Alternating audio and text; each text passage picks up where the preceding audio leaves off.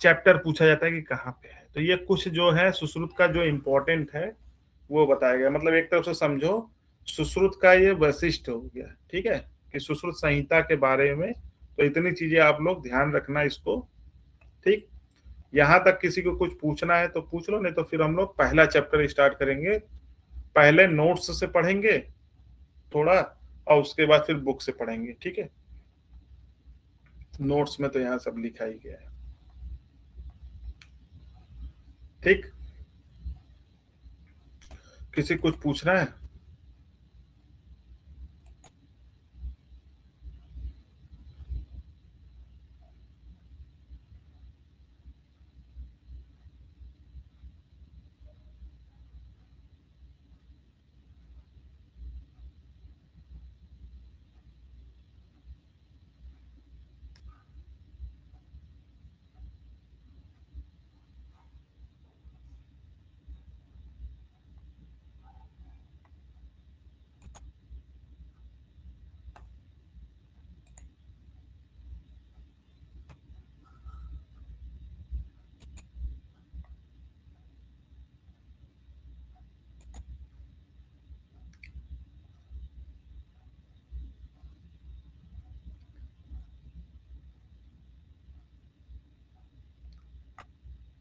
ठीक है, तो चलो पहले नोट्स से पढ़ लेते हैं।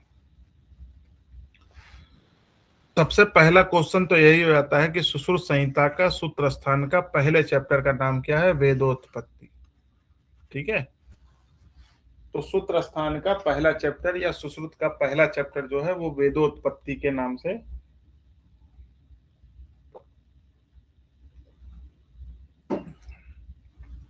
अगर उत्तर तंत्र का पूछा जाए, सुश्रुत उत्तर तंत्र का दूसरी किताब, दो किताबें होती है ना सुश्रुत में, फर्स्ट और सेकेंड।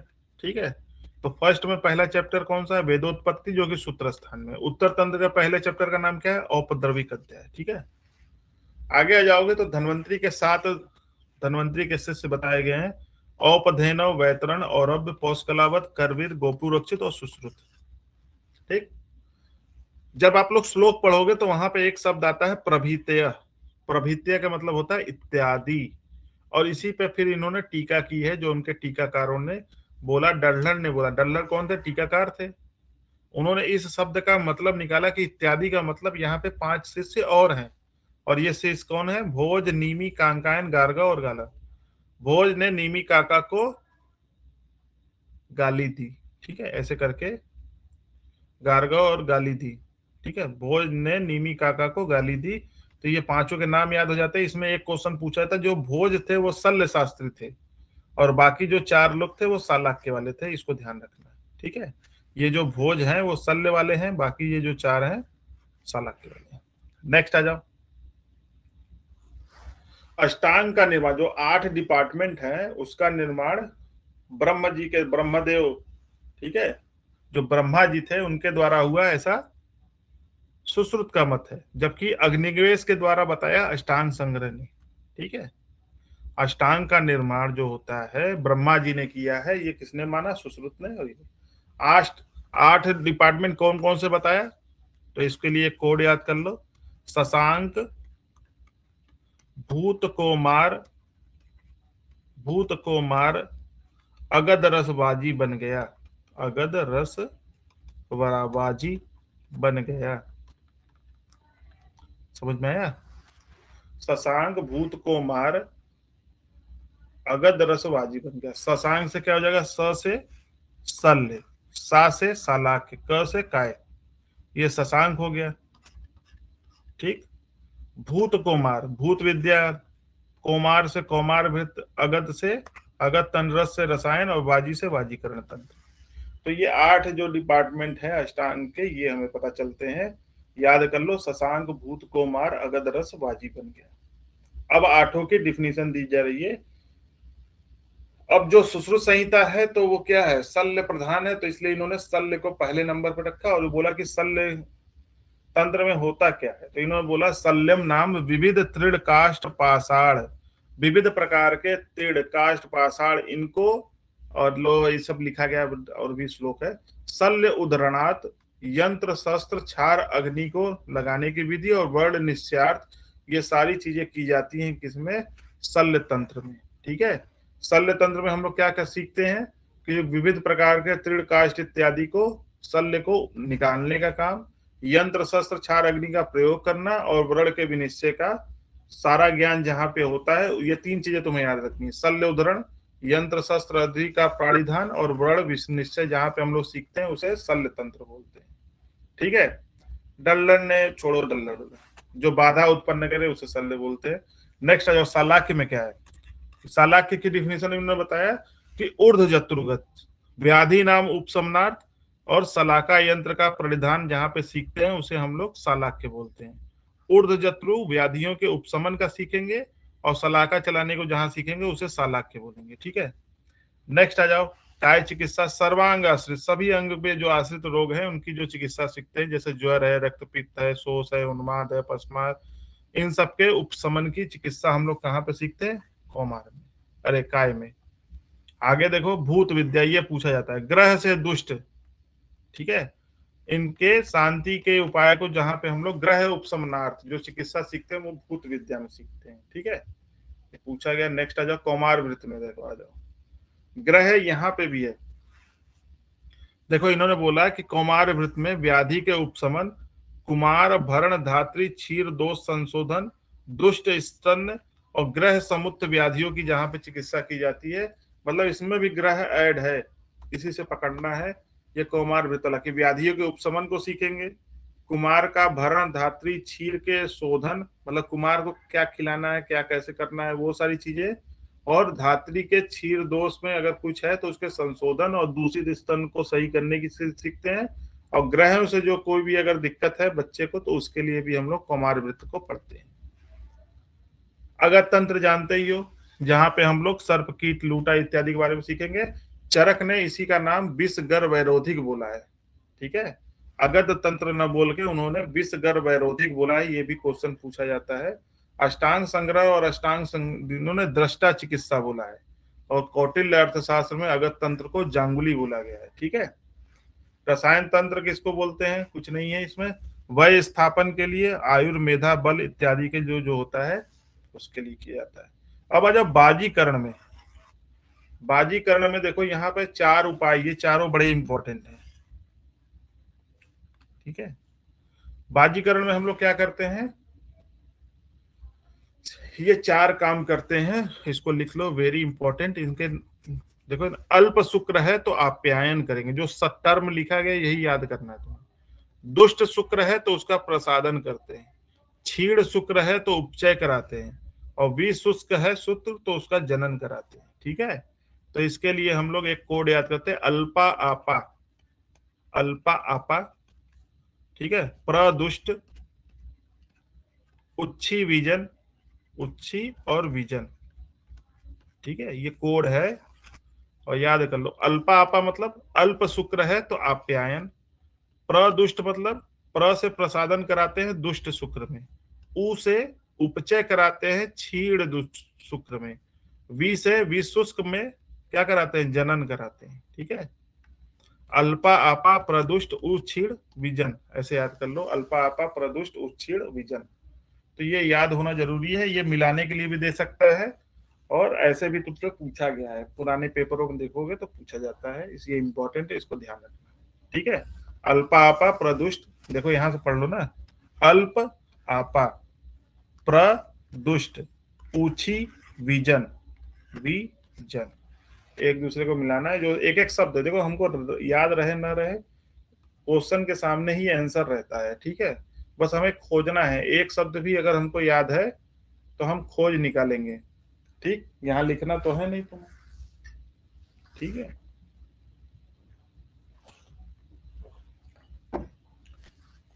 नेक्स्ट आ जाओ। अब देखो इन्होंने जो सुश्रुत ने आयुर्वेद की डिफिनेशन दी है, सुश्रुत सूत्र फर्स्ट के 14वें श्लोक में है, ये बुक भी पढ़ेंगे तो अभी देखेंगे हम लोग। इनको श्लोक को पकड़ोगे कैसे? आयुर्वेद की परिभाषा में क्या है कि जहां पे आयु का ज्ञान होता है उसे आयुर्वेद बोलते हैं। इनका श्लोक याद कर लेना, मतलब पकड़ लेना, विंदती, आयुर्विंदती, विंदती आता है शब्द इनके में, आयुर्स्मते विदते अनेन विन्दति इति आयुर्वेद। विन्दति से पकड़ लेना कि सुश्रुत का है, ठीक है।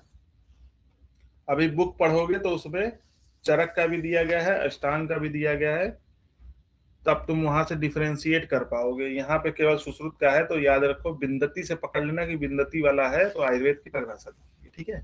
आयुर्वेद का प्रयोजन आ जाओ, जैसे चरक का प्रयोजन ये वाला है ना कि स्वस्थ से स्वास्थ्य रक्षण, पहले जो स्वस्थ है उसके स्वास्थ्य को बनाए रखो और आतुर के विकार को शांत करना है। इसी बात को इन्होंने सुश्रुत ने उल्टा बोल दिया। उल्टा मतलब पहले बोल दिया कि जो व्याधि से उपसृष्ट है उसे व्याधि से दूर भगाओ, ठीक है, व्याधि का परिमोक्ष करो। व्याधि उपसृष्ट, जो उपसृष्ट मतलब व्याधि से जो ग्रसित है उसका व्याधि का परिमोक्ष करो, मतलब हटाओ दूर। तो इन्होंने दूसरे नंबर पे बोला था आतुर विकार प्रशमनम, इसी को उन्होंने दूसरे शब्द में बोल दिया व्याधि उपसृष्ट है, व्याधि हटाओ और स्वस्थ की रक्षा करो, ठीक है। तो ये भी इंपॉर्टेंट है, ये भी इंपॉर्टेंट है, इसको ध्यान रखना। नेक्स्ट आ जाओ।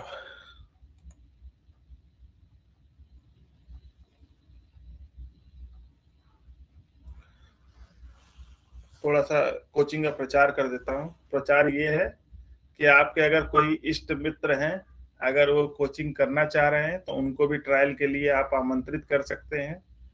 उसके बाद उनकी इच्छा होगी तो वो कंटिन्यू करेंगे, नहीं इच्छा होगी तो कम से कम ट्रायल कर लेंगे, ठीक है। तो जो बहुत से अभी इधर उधर भटक रहे हैं, भटकते हुए लोगों को ट्रायल के लिए यहाँ पे ले आइए। 3 दिन का ट्रायल है हमारा, किसी भी 3 दिन, कोई ये जरूरी नहीं है कि हम कोई स्पेशल क्लास लेंगे तभी, ठीक है। जब ज्वाइन करेंगे तभी उनको 3 दिन का ट्रायल दे दिया जाएगा, ठीक है। धन्यवाद। आ जाते हैं हम लोग वापस। अब आगे देखते हैं शल्य तंत्र की महत्ता, ठीक है, कि इंपॉर्टेंस ऑफ शल्य तंत्र क्यों,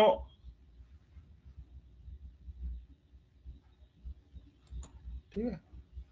शल्य तंत्र की महत्ता मतलब इंपॉर्टेंस ऑफ शल्य तंत्र, इसमें 3 शब्द याद करने होते हैं आपको, ये पूछा जाता है इंपॉर्टेंट।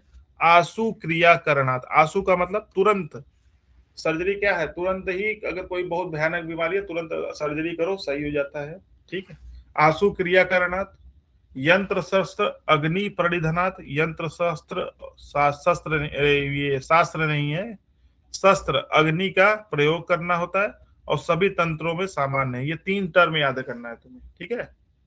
क्या क्या, आशु क्रिया, यंत्र शस्त्र अग्नि प्रणिधान और सर्वतन सामान्य, ठीक है।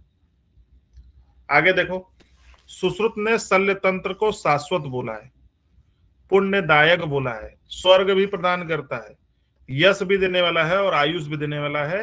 ये श्लोक में लिखा रहेगा, हिंदी में ऐसे पढ़ लो। और लास्ट में मतलब वृत्ति करस चेती, पैसा भी मिलता है, ठीक है। इन्होंने ऐसा नहीं कहा कि फ्री में कोई काम करो तुम, सुश्रुत ने बोला वृत्ति करस चेती, मतलब पैसा भी दिलाने वाला होता है, जीविको उपयोगी भी है।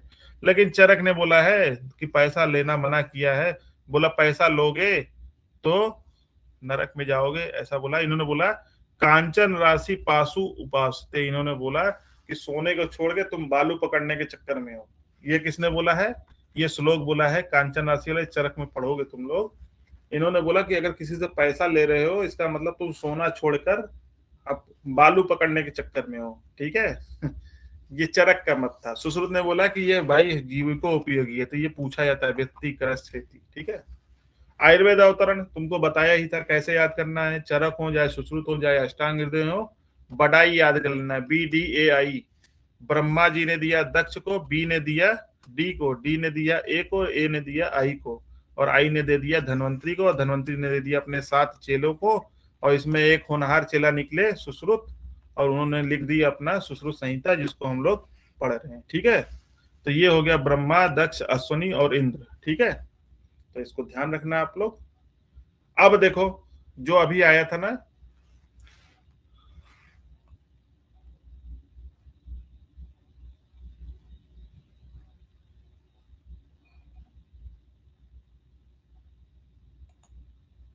ठीक है, आगे देखते हैं हम लोग।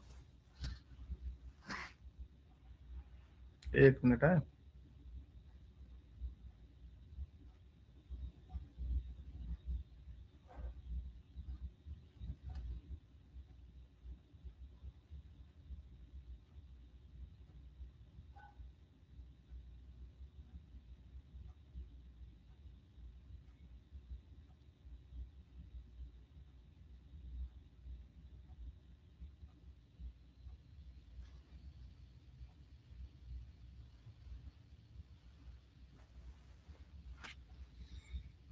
ठीक है।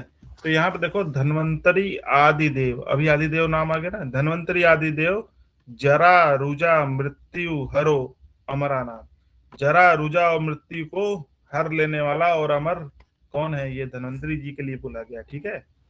अब इसी चैप्टर में देखोगे कुछ चार चार वाली चीजें आती हैं जिन्हें हमें याद करना होता है। जैसे इसी चैप्टर में चतुर्विध प्रमाण बताया गया है। ठीक है। प्रत्यक्ष, आगम, अनुमान और उपमान। ठीक। जो उपमान इनका है ना सुश्रुत का। ठीक है। उसी तरह चरक ने भी बताया है, लेकिन उन्होंने उपमान की जगह पे युक्ति रख दिया है। ठीक है। तो चतुर्विध प्रमाण पूछेगा तो सुश्रुत का क्या बताओगे? प्रत्यक्ष होता है। आगम किसको बोला गया? आप्तोदेश को बोला गया। ठीक है। हैं? एक चलो, कितने लोगों से मैं सुबह से बोल रहा हूँ, 10 ठो मैसेज डाला था कि पहले ज्वाइन कर लो है। नहीं, वो कब ज्वाइन करेंगे? जब उनका मन करेगा। चलो कोई बात नहीं। चतुर्वेद प्रमाण हो गया।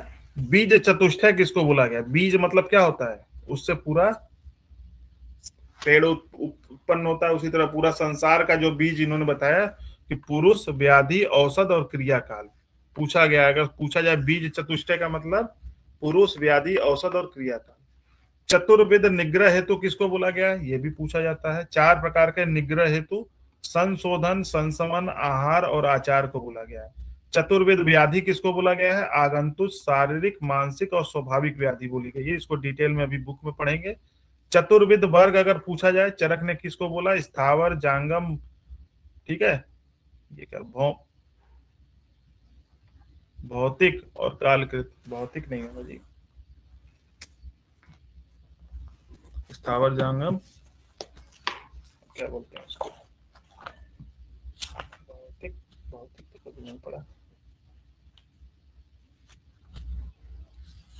एक मिनट रुक जाइए।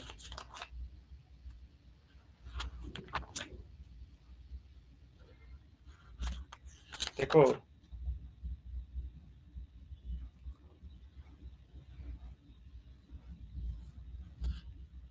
पार्थिव होता है ना। पार्थिव क्या होता है? स्थावर, जांगम। एक मिनट रुक जाओ भाई। कहाँ से? चतुर्विध वर्ग पार्थिव होगा जी। वही भौतिक या पार्थिव। ठीक है, पार्थिव, वही मैं कह रहा हूँ, पार्थिव। ठीक है। स्थावर, जांगम, पार्थिव और कालकृत। चतुर्विध भूतग्राम, जरायुज, अंडस, स्वेदज और उद्भिज। ठीक है। तो ये चार चार वाली चीजें हैं। चतुर्विध प्रमाण, प्रत्यक्ष, आगम, अनुमान और उपमान। बीज चतुष्टय, पुरुष, व्याधि, औषध और क्रियाकल। ये सबसे ज्यादा इंपॉर्टेंट है। ये इंपॉर्टेंट है, जरूर याद रखना। ये सब तो तुम्हें याद ही है, नहीं याद है तो पढ़ लो। चतुर्विध भूतग्राम पूछा जाता है, जरायु, अंडस, स्वेदज और उद्भिज। ठीक है। ये सब चार चार वाली चीजें हैं, एक साथ में लिख दी गई हैं। नेक्स्ट आ जाओ। पुरुष की डिफिनीशन दी गई है कि अस्मिन शास्त्रे पंच महाभूत शरीरी समवाय। ठीक है। पंच महाभूत और शरीरी का मतलब होता है आत्मा, और समवाय मतलब मिलकर पुरुष को बनाते हैं 6 लोग। ठीक है। चिकित्सा का अधिष्ठान किसको होता है? किसको बोला गया? षड धातु। लिखा चिकित्सा अधिकृत पुरुष या चिकित्सीय पुरुष किसको बोला जाता है? षड धातुज पुरुष को बोला जाता है। 6 धातुओं वाला मतलब 5 महाभूत और 6वां आत्मा मिलकर जो बनता है षड धातुज पुरुष, उसी की चिकित्सा की जाती है, वही चिकित्सा का अधिकारी है, यही बोला जाता है। व्याधि की डिफिनीशन देखो यहाँ पे बोली गई है। बोला गया तद दुख संयोग व्याधि। बस इतनी सी लिखी गई है। कई बार पूछा जा चुका है कि ये किसने बोला है कि दुख का संयोग होना ही व्याधि कहलाता है। अरे कहीं पे भी दुखी रहोगे, मतलब कुछ भी तुम्हें दुख पकड़ ले, तो वो क्या है? एक तरह का व्याधि है। ठीक है। व्याधि 4 प्रकार की इन्होंने बताई। ठीक है। देखो, आगंतुक, शारीरिक, मानसिक और स्वाभाविक व्याधियां। ठीक है। तो आगंतुक अभिघात निमित्त, पहला क्या हो गया? आगंतुक व्याधि। आगंतुक का मतलब क्या होता है? कहीं पे भी तुम्हें इंजरी हो जाए, सड़क दुर्घटना हो जाए कोई, वो सब आगंतुक में आते हैं। ठीक। पूछा नहीं जाता है। शारीरिक जो खाने पीने से उत्पन्न होगा। मानसिक क्रोध, शोक, भय से होगा। सबसे ज्यादा इंपॉर्टेंट स्वाभाविक पूछा जाता है। सुश्रुत ने स्वाभाविक व्याधियां कितनी बताई हैं? तो 5 बताई हैं। क्षुत, पिपासा, जरा, मृत्यु और निद्रा। भूख, प्यास, बुढ़ापा, मृत्यु और निद्रा, ये क्या है? स्वाभाविक है। जब समय आएगा तो ये होगा ही। ठीक है। भूख लगेगा ही, प्यास लगेगी ही, बुढ़ापा आना ही है, मृत्यु होना ही है और निर्धा आनी ही है। तो 5 स्वाभाविक व्याधियां बताई हैं सुश्रुत ने, कई बार बताया, पूछा जा चुका है। और चरक ने केवल 2 ही बताया है, जरा और मृत्यु, ये भी पूछा गया, इसको ध्यान रखना। स्वाभाविक व्याधि सुश्रुत ने 5, चरक ने 2 बताई है। ठीक है। व्याधि का आश्रय कल भी पढ़ा था, चरक में मन और शरीर होता है, इन्होंने भी वही बताया। लोक 2 प्रकार का होता है, स्थावर और जांगम। ठीक है। और एक श्लोक इसमें इंपॉर्टेंट है, जब पहला चैप्टर पढ़ोगे, प्राणी नाम पुनः मूलल आहारो बल बड़ ओजसा। इन्होंने बोला कि प्राणियों का मूल क्या होता है, आहार होता है, उसी से हमें बल बड़ और ओज की प्राप्ति होती है। और सुश्रुत ने बोला कि आहार षड रसात्मक होता है, 6 रसों वाला होता है। और आगे देखो इन्होंने बोला रसः पुनः द्रव्य से, रस क्या होते हैं, द्रव्य के आश्रित होते हैं। ठीक। और इन्होंने बोला द्रव्य नहीं, पुनः औषधि, औषधियों को ही द्रव्य कहा जाता है। ये दोनों के दोनों पूछे गए हैं। रस डैट डॉट डॉट करके लिख देगा, द्रव्य से, द्रव्या नहीं, ये हो गया। ठीक है। आगे देखो, स्थावर 4 प्रकार के होते हैं, वनस्पति, वृक्ष, विरुद्ध और औषधि। ये कल तुम्हें पढ़ाया था। यहाँ पे देखो दोनों के श्लोक लिखे गए हैं, कितना सुंदर लिखा गया है। और ये क्या है, वेरी वेरी इंपॉर्टेंट है, इतना सुंदर हम लोग को नहीं मिलता था लिखा हुआ है। ठीक है। तो ये देखो बहुत मेहनत से लिखा गया है, वनस्पत्य। ठीक है। वनस्पत्य किसको बोला, ये कल चरक वाला पढ़े थे, फलैर वनस्पति, केवल फल लगता है उसे वनस्पति बोलते हैं। अपुष्पा, इन्होंने वही बोल दिया है कि पुष्पा नहीं है, केवल फल है, तो उसे हम लोग क्या बोलेंगे, वनस्पत्य बोलेंगे। ठीक है। और वृक्ष किसको बोला गया है, ठीक है, ठीक, कि पुष्प फलवंत, और जिसमें पुष्प और फल दोनों लगते हैं उसे हम लोग क्या बोलते हैं, वृक्ष बोलते हैं। ठीक है। तो इसको ध्यान रखना। विरोध, विरोध मतलब लताएं होती हैं। प्रतान को क्या बोला गया है। और देखो इन्होंने औषधि के लिए इन्होंने बोला फल पाकंत, इन्होंने बोला फल पाक निष्ठा। ठीक है। दोनों का मतलब तो एक ही है, केवल श्लोक बदले हुए हैं, तो इसको ध्यान रखना। ठीक। 1 मिनट रुक जाओ।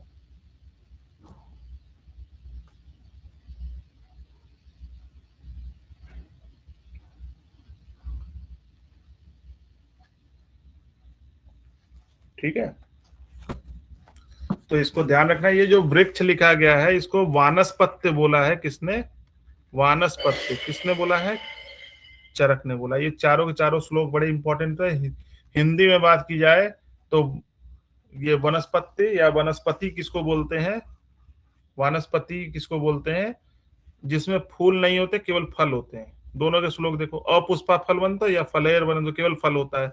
वृक्ष या वानस्पत्य किसको बोलते हैं, जिसमें पुष्प और फल दोनों लगे। विरुद्ध किसको बोलते हैं, प्रतान को बोलते हैं औषधि, फल पाक निष्ठा या फल पाक। ठीक है।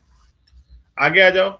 जांगम 4 प्रकार का होता है, जिसको चतुर्विध भूतग्राम बोला गया, जरायुज, अंडज, स्वेदज और उद्भिज। और इनके उदाहरण दिए गए। जरायु वाले कौन कौन से हैं, पशु है, मनुष्य है, व्याल इत्यादि होते हैं।